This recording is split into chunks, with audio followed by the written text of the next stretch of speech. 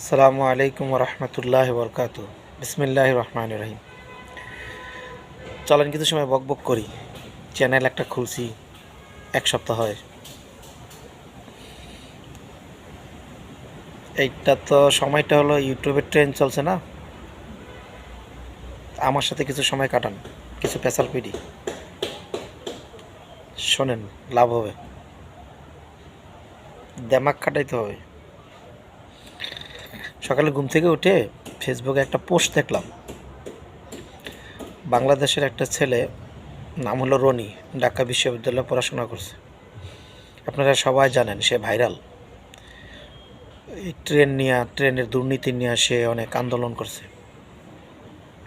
সারা বাংলাদেশ সমস্ত স্টুডেন্টরা তার সাথে একতা প্রকাশ করছে। ও একটা পোস্ট দিছে, বড় করে একটা লিফলেট নিয়ে, যে আমি বাংলাদেশে থাকব, বাংলাদেশ ছেড়ে কোথাও যাব না। এই সম্বন্ধে আমি কিছু কথা বলবো, শোনেন। হ্যাঁ, প্লিজ, ভালো হবে।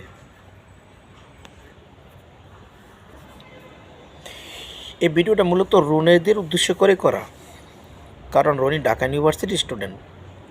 বাংলাদেশের প্রেক্ষাপটে নাম্বার 1 ইউনিভার্সিটি ঢাকা ইউনিভার্সিটি 1921 সালে প্রতিষ্ঠিত হয়েছে। প্রায় 100 বছরের কাছাকাছি হয়ে গেল। এখন শোনেন, এই ঢাকা ইউনিভার্সিটি বাংলাদেশের নাম্বার 1 ইউনিভার্সিটি। আর আমরা 18 কোটি জাতি, পৃথিবীর 6ষ্ঠ নেশন। আচ্ছা রনি, তুমি বলো তো ভাই, তোমার ইউনিভার্সিটি সারা ওয়ার্ল্ডের র্যাঙ্কিংয়ে আছে, 100 নম্বরে আছে? নেই তো। তুমি তো জানো একটা দেশের ইউনিভার্সিটি ওয়ার্ল্ড র্যাঙ্কিং করা হয় কিভাবে? তার রিসার্চ দিয়ে, তার গবেষণা দিয়ে র্যাঙ্কিং করা হয়। তুমি বলো তো, এই ঢাকা বিশ্ববিদ্যালয়ে যারা পড়াশোনা করে তারা কম মেধাবী? নিশ্চয়ই না। তুমি কি ফ্যাসিলিটি পাচ্ছ? তুমি যদি সায়েন্স ব্যাকগ্রাউন্ড হও, তোমার কি ল্যাবরেটরি আছে আমাকে বলো। তোমার কি ইউনিভার্সিটির প্রফেসর আছে যে তোমার সাথে বৈশা গ্রুপ ডিসকাস করে একটা রিসার্চ দিবে জাতিকে? কেন নেই বলো তো? কারণ পলিটিক্যালি তোমরা এস্টাবলিশ না, গভর্নমেন্ট এদিকে নজর দেয় না। ইন্টারন্যাশনাল পলিটিক্স, তোমার এই বাঙালি ছেলেগুলা সারা ওয়ার্ল্ডে গিয়ে কন্ট্রিবিউশন রাখতেছে, কিন্তু তোমার দেশে পারতেছে না। কারণ কি? মেধার সুযোগ দিচ্ছে না, মেধার মূল্যায়ন করতেছে না। সস্তা শব্দ সবাই ইউজ করে যে এখানে দেশকে কিছু দিতে হবে, ট্যালেন্টগুলো বাইরে যাচ্ছে। আরে ভাই, ট্যালেন্ট বাংলাদেশে থেকে কি করবে? তোমার ট্যালেন্টকে তো তুমি কাজে লাগাতে পারছো না, ট্যালেন্টকে তো তুমি ব্যবহার করতে পারতেছো না। তুমি একটা ইউনিভার্সিটি করতে পারতেছো না যার র্যাঙ্কিং সারা ওয়ার্ল্ডের ভিতরে 100 ভিতরে থাকবে। 1000তমর ভিতরে তোমার ইউনিভার্সিটির র্যাঙ্কিং নেই। We feel shy. শিক্ষিত মানুষগুলো কোথায়?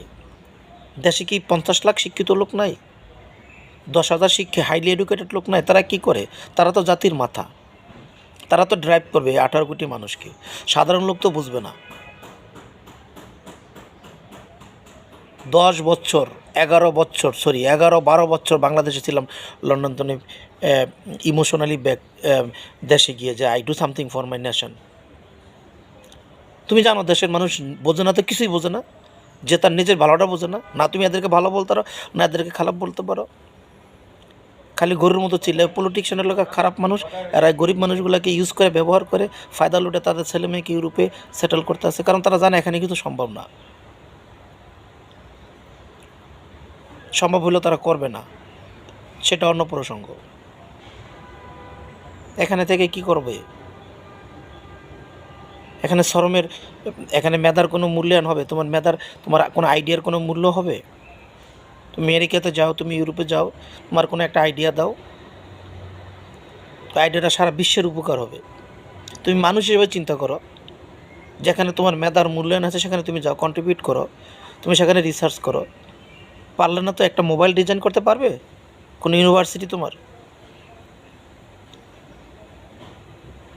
কোনো একটা ইলেকট্রনিক ডিভাইস করে দেখাও পৃথিবীতে তোমার ইউনিভার্সিটি থেকে। কোনো একটা জিনিস কন্ট্রিবিউশন করো। নাই তো কিছুই। ঢাকা ইউনিভার্সিটি কিছু প্রফেসর আছে পণ্ডিত, তারা বসে বসে খালি সস্তা ওই টকশো করে, কথা দেমাগ খাটাও। কেন যাবে না বাইরে? 100% বাইরে যাবে। মানুষ হিসেবে চিন্তা করবে, যেখানে তার মেধার মূল্যায়ন আছে সারা বিশ্বের জন্য সে কন্ট্রিবিউশন করতে পারবে।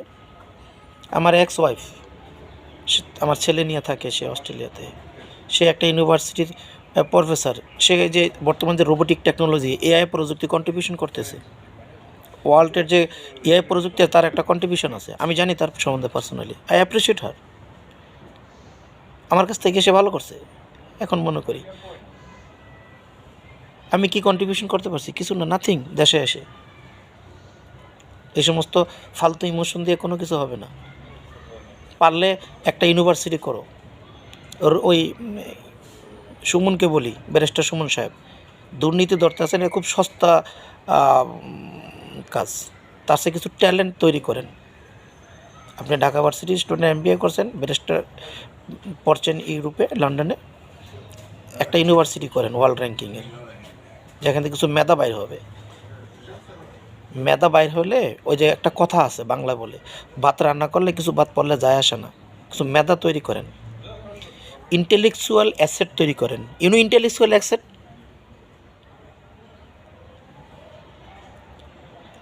মেধা সত্তা তৈরি করেন। এটার দাম অনেক বেশি। এই মোবাইলটার দাম 20,000 টাকা, 50,000 টাকা। এটার ভিতরে যে ডিভাইসগুলো আছে, দাম না, এটার ভিতরে টেকনোলজির দাম। এখানে যে মেধাটা আছে, মেধাটার দাম। আজকের পৃথিবী মেধার পৃথিবী। বুলশিট।